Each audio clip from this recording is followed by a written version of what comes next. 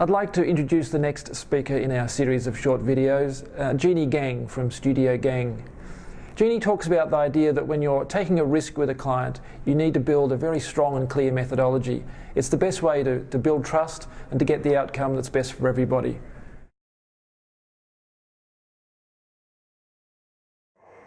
Probably in any creative endeavor, you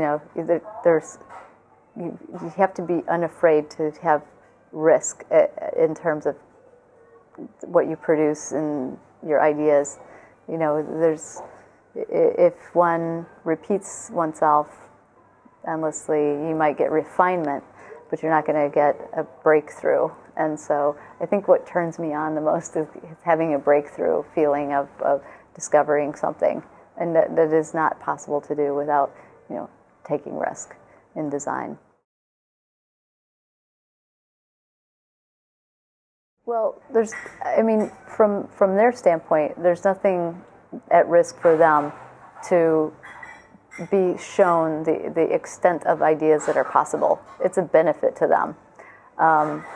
It's not like you're going to go, make a building that won't work. It's not about that. It's about testing ideas that are maybe unconventional, and the beneficiary of that is going to be the client when there is a breakthrough idea. And so I think most of our clients now come to us because they are looking for that different kind of way of thinking, and they want that, and that's why they come. It becomes another category of when you're talking about employing building technologies that maybe haven't been used before, or things like that, and that's a different kind of risk. And the way that we would go about that is very in a methodical way, finding out what those risk elements are, or what hasn't been done before, or what are the barriers, and one by one addressing the barriers. Sometimes it might be just a code issue that can be easily overcome if you think about it a different way. Sometimes it might be this issue of it hasn't been done before. Well, you can find things that are analogous to it and try to reduce the fear factor that way. It might be you have to build a complete mock-up and test it. So there are various ways to overcome the fear factor when you're trying to do something that maybe hasn't been done exactly like that before.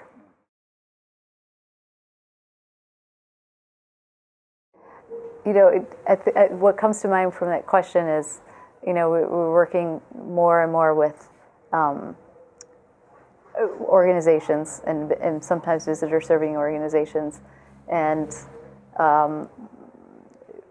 using data, we can help to kind of test or future-proof some of the ideas that might not have been done before, like understanding how visitors are changing generationally, and what their habits are, and what they like and what they prefer. So you can start to overcome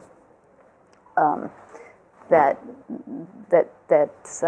notion of this hasn't been done before, and I want to have proof that it's going to work through asking the right questions and getting using data in that way. So that's one of the things we've been doing.